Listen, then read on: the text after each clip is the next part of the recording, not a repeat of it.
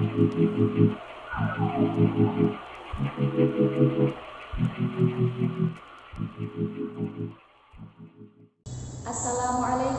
warahmatullahi wabarakatuh.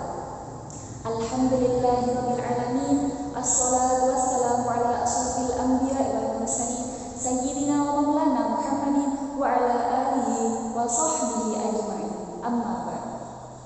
Alhamdulillah, on this occasion I can greet friends who have been blessed and glorified by God. My hope is that the cult that I will present can be benefit all of us. Amen. The congregation who is glorified by Allah Subhanahu wa Ta'ala, let us welcome this glorious holy month, namely the month of Ramadan, with love and joy. Let us express gratitude to the divine for the blessings and favors we all have, where we have been given a long life so that we enter the month of Ramadan calmly and solemnly. Happy Muslims, and it is known that fasting is one of the greatest worship and the best practice of obedience. And the fast of Ramadan is the highest fast and obligatory for all Muslims.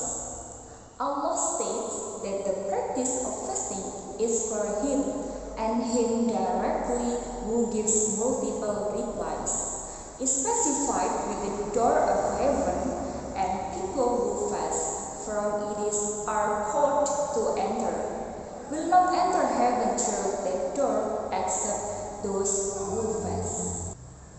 First, that fasting is also obligatory upon the Ummah before us. Allah says at Quran Surat Al-Baqarah verse 183, A'udzu billahi minasy syaithanir rajim. Bismillahirrahmanirrahim. Ya ayyuhalladzina amanu kutiba alaikumusiyam. Kutiba alaikumusiyam kama kutiba alal ladzina min qablikum la'allakum tattaqun.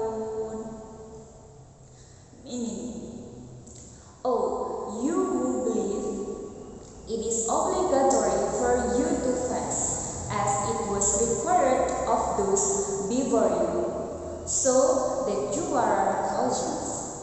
Quran Surat Al-Baqarah verse 183. If fasting is not a great practice, then it is impossible that fasting was also required of the Ummah before us. Even though their fast is different from ours, it means that it is not the month of Ramadan that is required of them, but the practice of fasting itself has been obligate on them, which indicates that this practice is very great. Second, fasting is the cause for the forgiveness of sins and mistakes. Rasulullah SAW bersabda, whoever fasts Ramadan with faith and hope is forgiven these past sins. Muttafaqun alaih. Faith means having faith in Allah and being placed with the obligatory fasting of Ramadan. Hope is expecting reward from Allah. If someone is sure that placed with his obligation to fast and does not hate the obligation of fasting Ramadan, is sure of the rewards that will be obtained, then he will be forgiven for his previous sins. Third, that the reward of fasting is not tied to a certain amount, but the reward is given to people who fast without any calculation. All acts of worship are weighted at least 10 times and can be up to 700 times and so on, except fasting. Fasting is worship that only Allah Himself knows how much He will reward it. Kullu amali ibni Adam lahu illa siyam, said Allah in Qudsi hadis.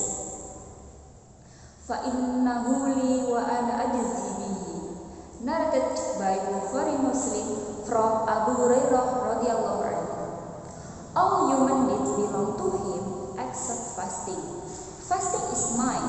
I personally respond to happiness for one who fasts, namely happiness when breaking the fast after a full day of restrained loss, hunger, and thirst, and happiness in meeting Allah hereafter by being included in His heaven.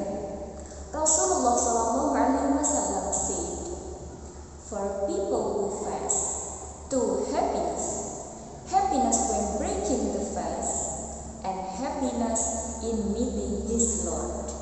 Muttafaqun alayh. Fifth, that the practice of fasting intercedes for those who practice it, like the Quran, which gives inner section in the afterlife to those who read it. Rasulullah SAW said, fasting and the Quran intercedes for servant on the day of judgment. Those are the 5 features of Ramadan fasting, and many more features related to the practice of fasting. By obliging practice not only to reward us, it even makes us as the main creatures and full of bright future. May we be made as His servants who are obedient and happy with all His decisions. Amen. I think enough of the quote this time. I hope that I have the same